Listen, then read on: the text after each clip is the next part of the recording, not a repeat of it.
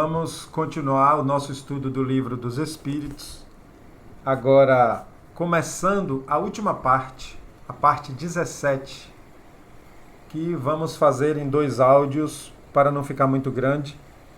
Eu agradeço a você que acompanhou esse estudo até aqui, essa parte muito rica do livro, mostrando como Kardec fez o trabalho, como ele se desenvolveu, mostrando os opositores querendo negar que os fenômenos eram dos espíritos.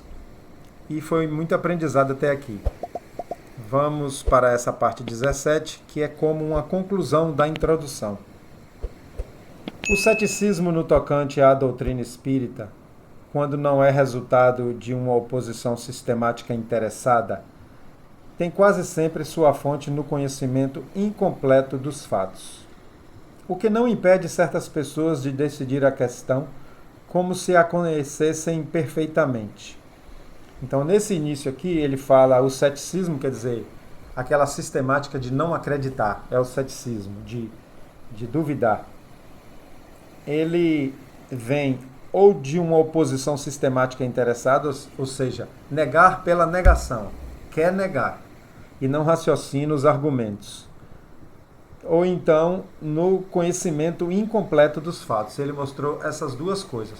Ou a pessoa quer negar sistematicamente, não importa o argumento do outro, ou a pessoa não conhece os fatos completamente e aí fica negando. E a gente vê que isso ocorre na nossa vida, né? Quando a gente não quer acreditar numa coisa, não adianta, a gente não entra para o debate. A gente não entra para o raciocínio, a gente não se abre. Ou então a gente fica falando das coisas com conhecimento incompleto ou com quase nenhum conhecimento e deturpando a verdade daquela coisa, daquela religião, daquela doutrina, etc. Pode-se ter muito espírito, instrução mesmo e carecer de julgamento. Ora, o primeiro indício de uma falha no julgamento é se crer infalível. Ou seja, se a gente crer que a nossa ideia, a nossa doutrina, a nossa proposta é infalível, já é uma falha no julgamento. Muitas pessoas também não veem nas manifestações espíritas senão um objeto de curiosidade.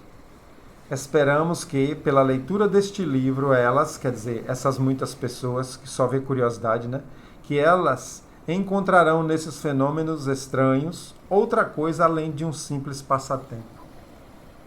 E aqui eu me remeto ao próprio movimento espírita, que tem muita gente que vai pela curiosidade dos fatos mediúnicos, às vezes quer participar de uma reunião mediúnica só para ver como acontece, por curiosidade, quando na verdade ela deve ser tomada como uma fonte de conhecimento novo, como uma instrução para uma reforma na nossa vida e para a melhoria de uma sociedade. Continuando a leitura, a ciência espírita compreende 2 partes. Uma experimental, sobre as manifestações em geral, outra filosófica, sobre as manifestações inteligentes. Aquele que não observou senão a primeira, quer dizer, só olhou a experimental, está na posição daquele que não conhece a física senão pelas experiências recreativas, sem ter penetrado no fundo da ciência. Ele fez uma comparação aqui com a física. Na época de Kardec estava tudo muito em ebulição, tudo acontecendo, novas descobertas, novos estudos. E existe aqueles experimentos de laboratório interessantes de física.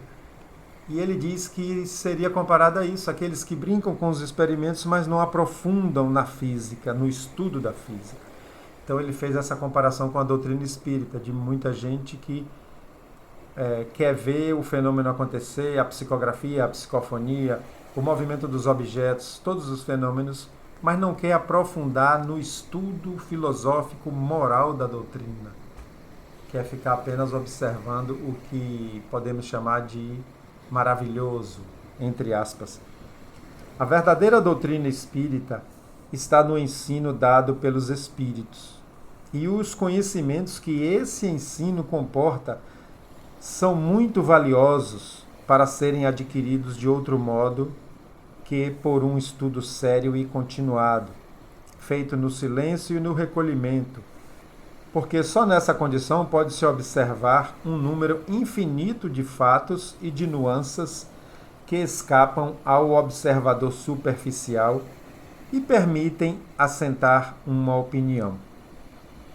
Este livro não tivesse ele por resultado senão mostrar o lado sério da questão e provocar estudos nesse sentido, isso já seria muito, e nos aplaudiríamos de ter sido escolhido para realizar uma obra da qual não pretendemos, de resto, nos fazer nenhum mérito pessoal, uma vez que os princípios que ele encerra não são nossa criação.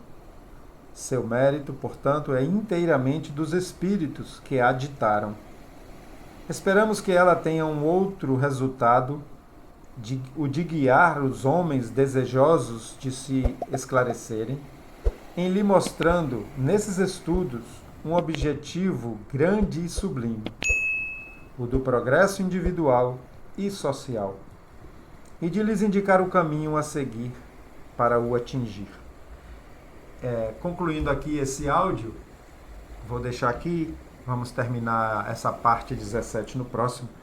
Eu quero dizer que esse é o grande objetivo que eu vejo no Espiritismo, que é proporcionar o crescimento em cada um de nós, o crescimento individual, ao entendermos todo esse processo do espírito, querermos, desejarmos uma mudança de comportamento, de pensamento, de moral, de ética, e isso desenvolvendo nas individualidades que somos nós, vamos ter um crescimento da melhoria de vida, dos relacionamentos, do amor ao próximo, na sociedade em geral. Eu vejo a doutrina com esse objetivo e com esse efeito que deve ser o objetivo, o grande objetivo da espiritualidade, ao provocar os fenômenos e ao trazer toda essa literatura para entendimento da vida. Vamos ter mais um áudio para encerrar a introdução totalmente, outro áudio pequeno também. Espero que Jesus abençoe nossos lares, nossas famílias e que a gente continue nessa jornada da mudança, no foco no bem, no amor, no entendimento. Um grande abraço.